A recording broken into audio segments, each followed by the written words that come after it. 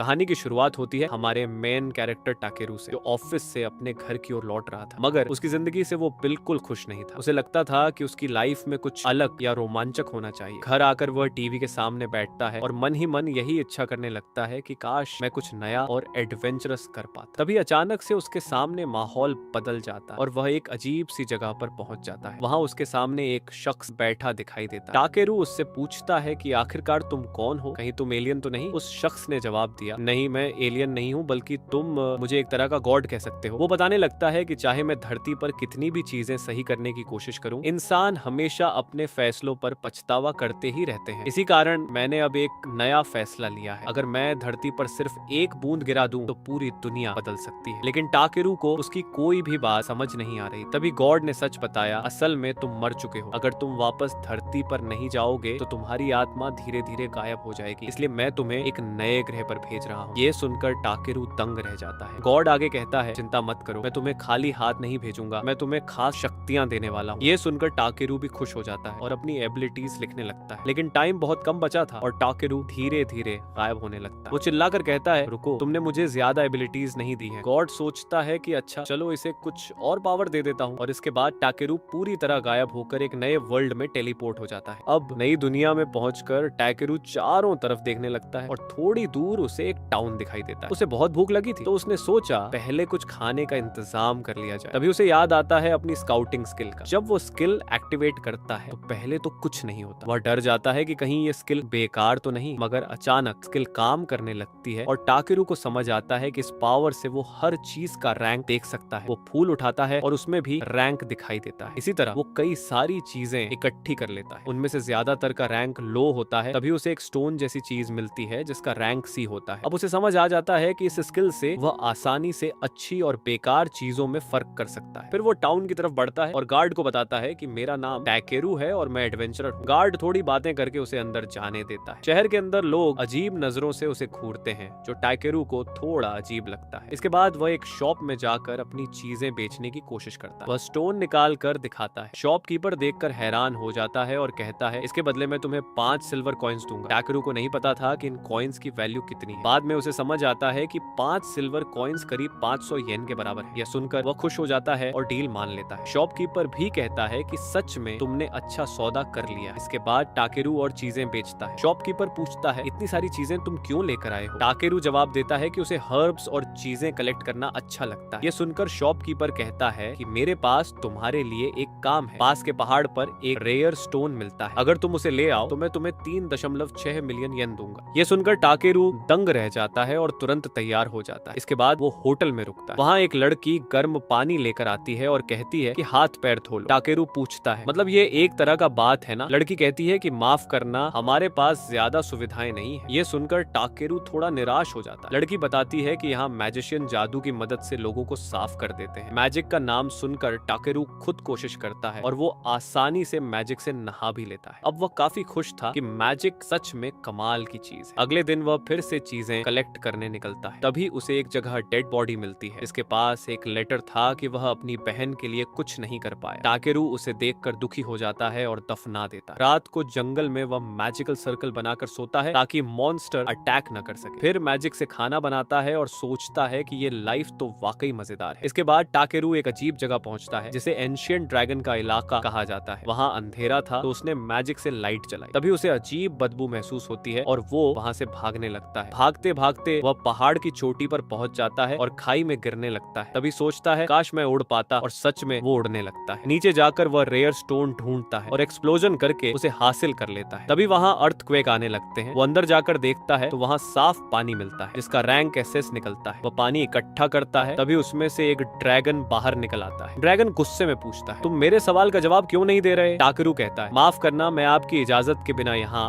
आ गया। वो सोचता है कि जिंदगी में बहुत लोगों से माफी मांगी, लेकिन कभी नहीं सोचा था कि ड्रैगन से भी मांगनी पड़ेगी। ड्रैगन अपना नाम वॉल्वर्स बताता है। टाकेरू मजाक में कहता है, तो फिर मैं तुम्हें वॉल्वर्स बुलाऊंगा। ड्रैगन हंसते हुए कहता है, ठीक है। ड्रैगन बताता है कि तुम्हारे अंदर बहुत एनर्जी है और इसी से मैं अपने बच्चे को पुनर्जीवित कर सकता हूँ। वो एक बड़ा सा एक प्रकट करता है। टाकेरू उसे देखकर हैरान हो जाता है। फिर वह हीट मैजिक का इस्तेमाल करता है और अजीब अजीब चीजें होने लगती हैं। तभी गॉड फिर से सामने आ जाता है और कहता है, तुम सच में अलग हो। ड्रैगन के सामने लोग भाग जाते हैं, लेकिन तुमने ऐसा नहीं किया। जब से तुम यहाँ आए हो, इस दुनिया में हलचल हलचल बढ़ गई है, इसलिए मैं तुम्हारा आशीर्वाद थोड़ा कम करना चाहता हूँ, साथ ही तुम्हें एक पार्टनर भी दूंगा। इसके बाद टाकेरू बेहोश हो जाता है। जब आंख खुलती है तो ड्रैगन का बच्चा एक से बाहर आ चुका था और उससे चिपक रहा था। वॉल्वर्स कहता है कि इसका नाम रखो। पहले तो टाकेरू मना करता है, लेकिन आखिरकार वो बच्चा ड्रैगन का नाम रख देता है। वॉल्वरस खुश होकर कहता है कि वह चाहता है कि टाकेरू उसका ख्याल रखे और उसके साथ रहे। इसके बाद ड्रैगन पानी में लौट जाता है और टाकेरू को रेयर स्टोन भी मिल जाता है। टाकेरू अपने नए साथी से कहता है, क्या तुम मेरे साथ सफर पर चलोगे? और बच्चा ड्रैगन खुशी खुशी मान जाता है। फिर टाकेरू उसे नहलाता है और यहीं पर एपिसोड खत्म हो जाता है। एपिसोड 2 की शुरुआत में हम देखते हैं कि टाकेरू अब उस केव से बाहर निकल चुका था। जैसे ही वो बाहर आता है, बाहरी रोशनी देखकर उसकी एक्साइटमेंट ऑलमोस्ट अनकंट्रोलेबल हो जाती है। लेकिन तभी उसे एहसास होता है कि अभी इवनिंग हो रही है और रात में ये फॉरेस्ट बहुत ही डरावना हो जाता है। इसलिए टाकेरू डिसाइड करता है कि आज रात वो यहीं पर कैंप लगाएंगे और बी को ये आइडिया भी बहुत पसंद आता है। फिर टाकेरू अपने बैग से वो अंडरग्राउंड एसएस रैंक का मैजिक वाटर निकालता है और हमें पता चलता है कि ये पानी वीडियस ने टाकेरू के बैग में सीक्रेटली डाल दिया था। टाकेरू वो पानी बी को देता है और बी वो पीने के बाद उससे एक और ग्लास मांगता है। टाकेरू कहता, नो टेंशन, जितना चाहो उतना पानी ले सकते हो। और हमें पता चलता है कि इस ह्यूमन वाटर से बी की ग्रोथ भी स्टेडीली हो रही है। बी फिर से टाकेरू को पानी रिटर्न करता है और टाकेरू समझ जाता है कि बी चाहता है कि वो खुद ये पानी पी। टाकेरू पानी पीता है और इमीडिएटली फील करता है कि उसे बहुत रिफ्रेशिंग इफेक्ट मिला है। इसके बाद टाकेरू कुछ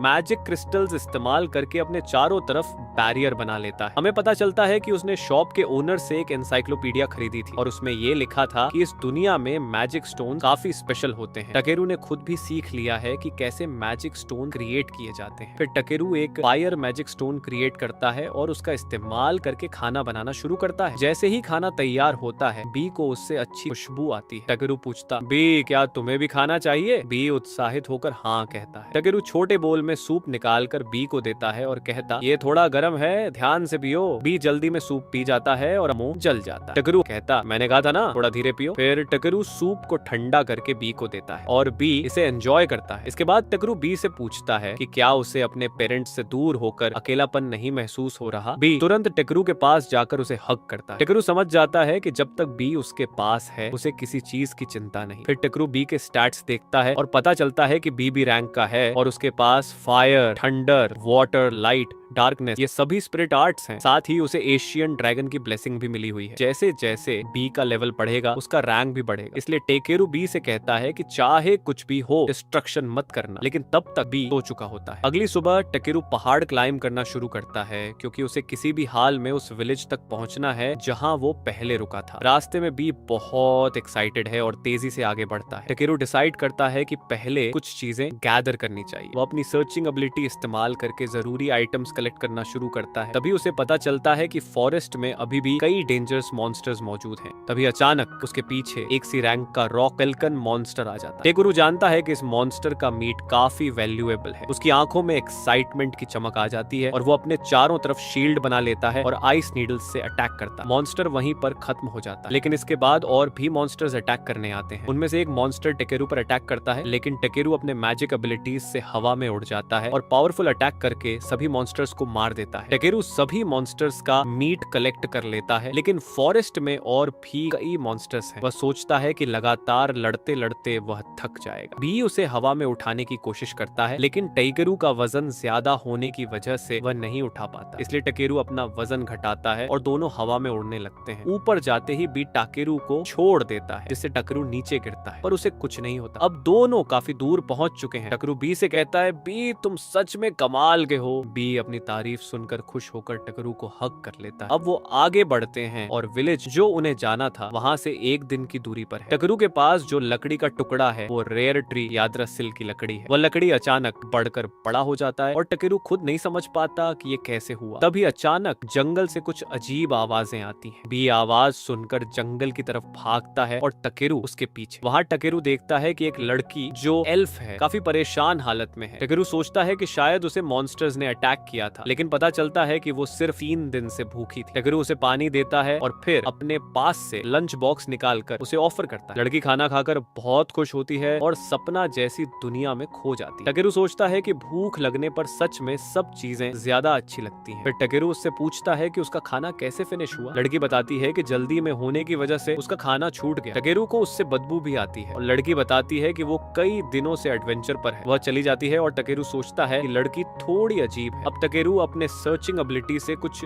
मटेरियल्स कलेक्ट करता है जिन्हें वो विलेज में बेच सकता है। रास्ते में उन्हें एक कैरेज दिखता है जिसे यूनिकॉर्न चला रहा है। टकेरू ड्राइवर से कहता, हम लोग टोमी विलेज जा रहे हैं। ड्राइवर बताता है कि वो भी उसी विलेज जा रहे हैं और टकेरू उनके साथ ज्वाइन कर सकता है। ड्राइवर के साथ उसकी वाइफ एलाइजा और बच्चे यूना और केन भी हैं। टकेरू उनके साथ बैठता है और सोचता है कि इस दुनिया में बच्चे बहुत प्यारे हैं। एलाइजा टकेरू को बताती है कि उसके पास एक मैजिक बेल है जो बजती है जब आसपास कोई डेंजरस पर्सन या मॉन्स्टर होता है। फिर हम देखते हैं कि बी वहां आ जाता है। बच्चों देखकर वे खुश हो जाते हैं और एलिजा पॉलॉन दोनों सोचते हैं कि ये ड्रैगन टाइप मॉन्स्टर है। टकेरू उन्हें नहीं बताता कि बी वास्तव में एशियन ड्रैगन का बच्चा है। फिर वे हैरान होते हैं जब उन्हें पता चलता है कि टकेरू ने ड्रैगन को ईग से निकाला है। एलिजा पूछती है, तो क्या तुम ड्रैगनेट हो? टकेरू सोचता है कि ड्रैगनेट वही है जैसे गेम में होता है। रात में सब लोग कैंप लगाते हैं। टकेरू कहता है कि अगर कोई मॉन्स्टर आए तो बी उन्हें पहले अलर्ट करेगा। पूरे परिवार को बी की एबिलिटीज पर पूरा भरोसा है। टकेरू कहता है कि अगर कोई प्रॉब्लम नहीं है तो आज मैं सभी के लिए डिनर बना सकता हूं। टकेरू अपने आइटम बॉक्स से सामान निकालकर सभी के लिए खाना बनाता है। सब लोग टकेरू के हाथ के खाने को देखकर दंग रह जाते हैं। टकेरू के बनाए हुए खाने की खुशबू और टेस्ट देखकर उनकी आंखों में पानी आ जाता है। पॉलन रोते हुए टकेरू की तारीफों करता है। सब लोग मिलकर गाना गाते हैं और एंजॉय करते हैं। टकेरू अपनी पुरानी जिंदगी के अकेलेपन को याद करता है और सोचता है कि सच में ये जिंदगी बहुत अच्छी है। वह इस नई जिंदगी में खुश है। और यहीं पर एपिसोड 2 खत्म हो जाता है। एपिसोड 3 की शुरुआत सुबह के एक प्यारे सीन से होती है जहाँ पॉलन की पत्नी ताकेरू से पूछती है, अरे ताकेरू तुम क्या कर रहे हो? ताकेरू मुस्कुराकर जवाब देता है, गुड मॉर्निंग, मैं बस अपने सीजर्स को क्लीन कर रहा हूँ। वो औरत कहती है, जो लोग अपने औजारों का ध्यान रखते हैं वही अपने काम में परफेक्ट होते हैं। इसके बाद सीन बदलता है और वो सब शहर की ओर रवाना होते हैं। रास्ते में ताकेरू कहता है, मैं भी कभी कभी यह गाड़ी चलाना चाहता हूँ। तो पॉलन उसे मौका देता है और ताकेरू बहुत ही अच्छे ढंग से घोड़ा गाड़ी संभाल लेता है। थोड़ी देर बाद सभी टॉमी टाउन पहुंच जाते हैं। शहर पहुंचते ही ताकेरू विदा लेने लगता है, लेकिन पॉलन उसे रोककर धन्यवाद कहता है, रास्ते में तुमने हमारी बहुत मदद की, शुक्रिया। ताकेरू मुस्कुराते हुए गुड बाय कहता है। तभी एक सिक्योरिटी गार्ड कहता है, अरे पॉलन वापस आ गया, मतलब मौसम बदलने वाला है। ताकेरू जिज्ञासा से पूछता है, वो करता क्या है? गार्ड बताता है, वो सर्दियों में दूसरे देशों में जाकर सामान बेचता है ताकि खाने का इंतजाम कर सके। ये सुनकर ताकेरू सोचता है, अच्छा हुआ मेरे पास ये स्किल है, वरना मुझे भी इसी तरह भटकना पड़ता। गार्ड ताकेरू से पूछता है, तुम अपने मटेरियल बेचने नहीं जाओगे? तो ताकेरू सीधा मटेरियल शॉप पर जाता है और अपने सभी आइटम उस दुकानदार को दे देता है। वो सोचता है, कहीं मैंने मिथरल को मिथरल मैजिक और के साथ तो मिक्स नहीं कर दिया। दुकानदार अचानक हैरान होकर बोलता है, ताकेरू तुम्हें पता है ये क्या है? ये तो मिथरल मैजिक और है, एक लेजेंडरी आइटम। ये सुनकर ताकेरू चौंक जाता है, क्या सच में इतना रेयर है? दुकानदार बताता है, अगर तुम थोड़ा और लेकर आते तो शायद इस कंट्री के सबसे स्ट्रॉन्ग इंसान बन जाते। ताकेरू हंसते हुए कहता है, ये तो बस किस्मत का खेल था। वो आदमी कहता है, फिर भी तुम्हारी काबिलियत गजब की है, तुम्हें टॉमी छोड़कर बेलक्रिन जाना चाहिए। ताकेरू पूछता है, बेलक्रिन? वो बताता है, हाँ ये शहर टॉमी से करीब 10 गुना बड़ा है, वहाँ एडवेंचरर गिल्ड है, नई जानकारी मिलेगी और मौके भी। ताकेरू खुश होकर कहता है, वाह सच में? दुकानदार मुस्कुराता है, तुम्हारे जाने से दुख तो होगा, लेकिन जब तुम मशहूर बनोगे तो हमारा शहर भी फेमस होगा। उसके बाद ताकेरू अपने लॉज पर लौटता है, गिल्ड के बारे में जानकारी ढूंढने लगता है। वो पढ़ता है, गिल्ड एक ऐसी जगह है जहाँ अलग अलग शहरों से मिशन आते हैं जिन्हें एडवेंचरर्स को पूरा करना होता है। ताकेरू खुश होकर कहता है, ये तो मेरे लिए परफेक्ट है, यहाँ कॉम्बैट और सपोर्ट दोनों जॉब है। वो सोचता है, अब मेरा अगला टारगेट बेलक्रिन जाना होगा, लेकिन उससे पहले वो कुछ अधूरी चीजें पूरी करता है। मॉन्स्टर से निकले मीट को तैयार कराता है, फेस्टिवल घूमता है, मसाले जुटाता है और फिर जाने की तैयारी करता है। वो जब विदा लेता है तो मसाले वाली औरत कहती है, हम तुम्हें मिस करेंगे। ताकेरू मुस्कुराकर कहता है, मुझे पूरी दुनिया देखनी है, मैं जरूर वापस आऊंगा। ताकेरू सोचता है, इन लोगों ने मेरे लिए कितना कुछ किया है, मुझे भी इनके लिए कुछ अच्छा कर जाना चाहिए। ये सोचकर वो अपने जादू और उस ओर को मिलाकर एक मैजिक लैंप तैयार करता है। वो लैंप सिक्योरिटी गार्ड को देते हुए कहता है, ये लैंप पूरे गांव को सुरक्षा देगा, इसके जलने से एक अदृश्य बैरियर बनेगा जो बीमारियों और डकैतों दोनों से रक्षा करेगा। गार्ड बहुत खुश होकर ताकेरू को धन्यवाद देता है। वहीं मटेरियल शॉप वाला दुकानदार देखकर बोल उठता है, ताकेरू ये मत कहना कि तुमने उसी कीमती ओर का इस्तेमाल किया है। ताकेरू हंसते हुए जवाब देता है, सीक्रेट है, फिर मिलेंगे सब लोग। और वह तुरंत वहां से निकल जाता है। रास्ते में चलते हुए अचानक उसकी नजर एक बहुत बड़े क्रैब मॉन्स्टर पर पड़ती है। वो अपनी स्कैन एबिलिटी एबिलिटी एक्टिव करता है रैंक सी, और यह तो खाने योग्य भी है। वो मुस्कुराता है और बी से कहता है, बी पता है ये क्रैब्स बेहद स्वादिष्ट होते हैं। बी की आंखों में चमक आ जाती है और दोनों तैयार हो जाते हैं उस पर हमला करने के लिए। बी अपने अल्ट्रासोनिक शोर से उस क्रैब को बेहोश कर देता है, लेकिन तभी उसके बाकी साथी क्रैब्स हमला करने के लिए निकल पड़ते हैं। ताकेरू और बी मिलकर सभी को हरा देते हैं। बी खुश होकर बोलता है, आज की रात तो मजेदार डिनर पार्टी होगी। रात को ताकेरू उन क्रैब्स के पैर काटकर एक बड़ा सा स्टू बनाता है। दोनों स्वाद लेते हैं और कहते हैं, वाह कितना लाजवाब बना। कुछ दिन गुजरने के बाद आखिरकार वो लोग बेलक्रिन सिटी पहुंच जाते हैं। शहर को देखकर ताकेरू दंग रह जाता है। ये तो उम्मीद से कहीं ज्यादा बड़ा और शानदार है। गेट पर सिक्योरिटी जांच चल रही होती है। ताकेरू अब पी को छिपा देता है। ताकेरू अपना आइटम बॉक्स एक सामान्य बैग में बदल लेता है और गार्ड पूछता है, यहाँ किस काम से आए हो? ताकेरू जवाब देता है, मैं एक गैदर हूँ। गार्ड कहता है, हो, ये तो बहुत ही दुर्लभ पेशा है। गार्ड उसके ऊपर एक मैजिक डिटेक्शन डिवाइस लगाता है और कहता है, सब सामान्य लग रहा है, कोई खतरा नहीं है। ताकेरू मन ही मन सोचता है, कोई मेरा असली स्टेटस आखिर देख कैसे सकता है। वो अपनी सर्च एबिलिटी से उस डिवाइस को स्कैन करता है और पाता है कि उसका असली लेवल काफी लो दिखा रहा है। वो सोचता है, लगता है गॉड सच कह रहे थे, कोई भी मेरी रियल पावर नहीं देख पाएगा। गार्ड दोबारा पूछता है, तुम्हारे पास ड्रैगन ब्लेसिंग क्यों दिखाई दे रही है? ताकेरू मुस्कुराता है और बी को बाहर निकालते हुए कहता है, क्योंकि ये मेरा ड्रैगन साथी है। सब लोग हैरान होकर कहते हैं, वाह कितना प्यारा है। गार्ड कहता है, इसे एक रिंग पहना दो ताकि सबको पता चले ये तुम्हारा पार्टनर है। ताकेरू उसे रिंग पहना देता है। बी खुशी से सिर हिलाता है और दोनों बेलक्रिन सिटी के अंदर दाखिल हो जाते हैं। शहर अंदर से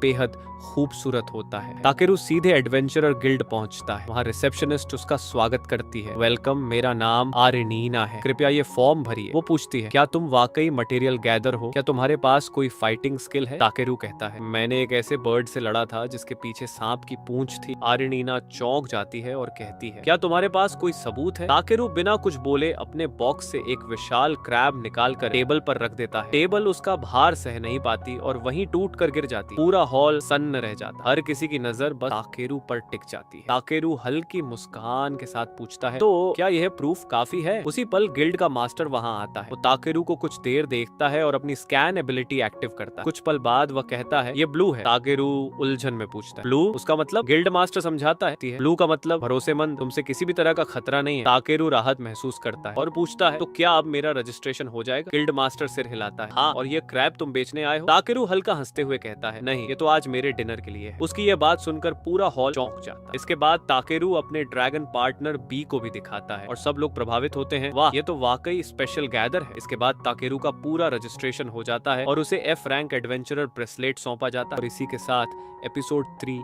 यहीं खत्म होता है।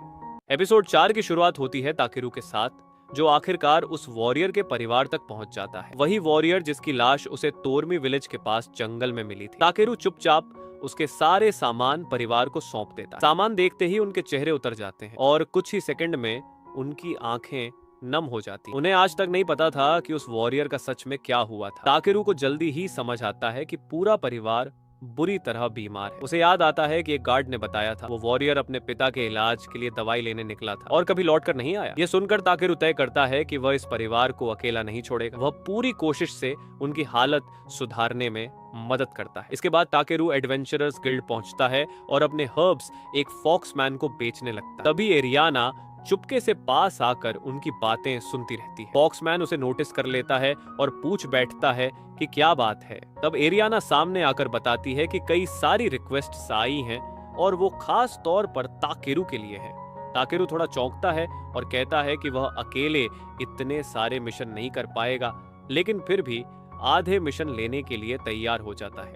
इसके बाद सीन कट होता है बाथ हाउस में, जहाँ ताकेरू और बी आराम कर रहे होते हैं। ताकेरू सोचता है कि उसे वेलकाइम सिटी में लगभग 15 दिन हो चुके हैं। उसे पहला दिन याद आता है जब यहाँ का पानी बहुत गंदा था और उसने क्लीन मैजिक से पूरा पूल चमका दिया था। अब तो वह रोज यहाँ आकर अपनी थकान मिटाता है। इसी दौरान एक बीस्ट मैन जिसका नाम है क्ले वहां आता है। वह कहता है कि उसने सुना है ताकेरू बहुत ही शानदार हीलिंग मैजिक कर सकता है। वह बताता है कि लोग कह रहे हैं ताकेरू ने स्लम में रहने वाले बीमार परिवार को ठीक कर दिया। ताकेरू सिर्फ मुस्कुराकर कहता है कि उसने बस वही किया जो उसने कहीं देखा था। क्ले ये सुनकर दंग रह जाता है और पूछता है, तो तुमने उनसे पैसे भी नहीं लिए?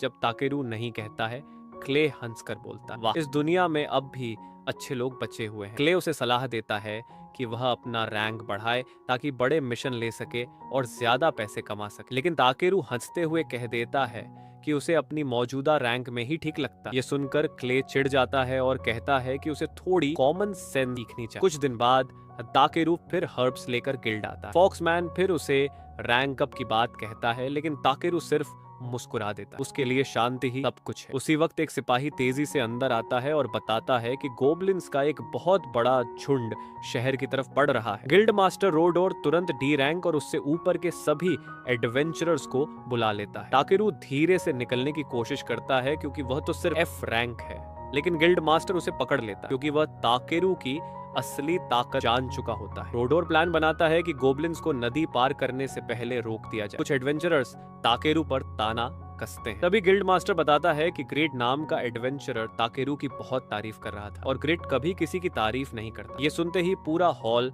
हैरान पड़ जाता है। गिल्ड मास्टर ताकेरू से पूछता है, क्या तुम खुद का ध्यान रख लोगे? ताकेरू हाँ कह देता है। तभी रोडोर बोलता है, तो फिर जाओ और जिसे बचाना चाहते हो उसे बचाओ। इसके बाद रिसेप्शनिस्ट मेजुली ताकेरू से माफी मांगती है और कहती है कि वह भी हीलर है और गिल्ड मास्टर को निराश नहीं करे। लेकिन ताकेरू का वहां जाने का बिल्कुल मन नहीं था। सीन पहाड़ी पर कट होता है जहां एडवेंचरर्स ने चारों दिशाओं में नजर रखने के लिए कैंप लगा लिया है। एक छोटा मॉन्स्टर अचानक आ जाता है और मेजुली डर जाती है। ताकेरू उसे शांत करता है। डरना गलत नहीं है, पर अपने डर का सामना करना सीखना होता है। उसकी बातें मेजुली का आत्मविश्वास बढ़ा देती है। इसी बीच क्ले भी बेस पर आ जाता है। ताकेरू उससे पूछता है कि वह फ्रंट लाइन पर क्यों नहीं गया। क्ले मुस्कुराकर अपनी पीठ के गहरे जख्म के बारे में बताता है। वह पूछता है, क्या तुम भी सोचते हो कि वॉरियर की पीठ पर जख्म मतलब उसने डरकर भागा? ताकेरू कहता है कि हर जख्म भागने की निशानी नहीं होता, कभी कभी ये किसी को बचाने की कीमत भी हो सकता है। और सच में क्ले को यह घाव किसी की जान बचाते समय ही लगे थे। तभी खबर आती है कि गोब्लिन्स ने डिफेंस लाइन तोड़ दी है। क्ले तुरंत युद्ध के मैदान की तरफ भाग जाता है। ताकेरू देखता है कि मेजुली अब बिना डरे घायलों को हील कर रही है। ये देखकर वह हैरान रह जाता है। अब ताकेरू भी तय करता है अब पीछे हटने का समय नहीं है। ताकेरू अपना स्टाफ उठाता है, मैजिक शील्ड लगाता है और मेजुली को सुरक्षित रहने को कहकर मैदान की तरफ बढ़ जाता है। जैसे ही वह बैटलफील्ड पहुंचता है, पहले अपनी बॉडी को एनहांस करता है और रास्ते में आने वाले गोब्लिन्स को साफ करना शुरू कर देता है। बी अपनी बिजली वाली स्किल से कई गोब्लिन्स को एक साथ उड़ा देता है। एडवेंचरर्स बताते हैं कि उन पर गोब्लिन सार्जेंट ने हमला किया, जो एक हायर क्लास गोब्लिन है। उसी के कारण उनकी लाइन टूट गई थी, पर क्ले ने समय रहते काफी लोगों को बचा लिया। वे बताते हैं कि लड़ाई में वे क्ले से बिछड़ गए। ताकेरू उसे ढूंढने निकलता है और देखता है कि क्ले अकेला ही मॉन्स्टर्स से भिड़ रहा है। ताकेरू तुरंत हमले करके उसे बचाता है। क्ले चौंक कर पूछता है, तुम यहाँ क्यों आए? ताकेरू कहता है, मैं तुम्हें यूं अकेला नहीं छोड़ सकता। तभी गोब्लिन सार्जेंट उनका रास्ता रोक लेता है। क्ले अपने जख्मों की वजह से ठीक से लड़ नहीं पा रहा था। क्ले कहता है, ये घाव सिर्फ मेरी मूर्खता की निशानी है। ताकेरू बी को इशारा करता है और बी बिजली गिराकर गोब्लिन्स को हटाता है। फिर ताकेरू बैग से ड्रैगन तालाब का पानी निकाल कर क्ले पर डाल देता है। इसके साथ ही वह रेडी फ्यूरियस नाम का मैजिक कास्ट करता है। क्ले का शरीर धीरे धीरे रूप बदलने लगता है और कुछ ही सेकंड में वह बेहद शक्तिशाली हो जाता है। क्ले चौंक कर पूछता है, ये क्या था? ताकेरू बस मुस्कुरा देता है।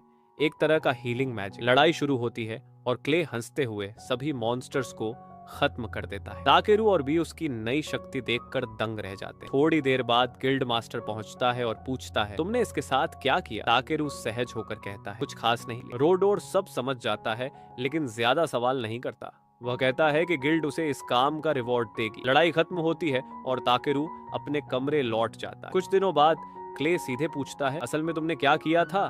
ताकेरू बताता है कि वह पानी एंशिएंट ड्रैगन का था, वही ड्रैगन जो बी का पेरेंट। क्ले हैरान रह जाता है। ताकेरू कहता है कि वह सिर्फ इमरजेंसी थी, इसलिए उसने इस्तेमाल किया। बातचीत के दौरान क्ले पूछता है, आखिर तुम हो कौन? ताकेरू थोड़ा घबरा जाता है, लेकिन फिर बोल ही देता है, मैं एक दूसरी दुनिया से आया हूँ, जैसे लोग मरने के बाद दूसरी जिंदगी में आते हैं। क्ले को पहले समझ नहीं आता तो ताकेरू पूरी बात समझाता। क्ले कहता है कि भरोसा करना मुश्किल है, लेकिन उसने जो ताकेरू की ताकत देखी है उसे नकार भी नहीं सकता।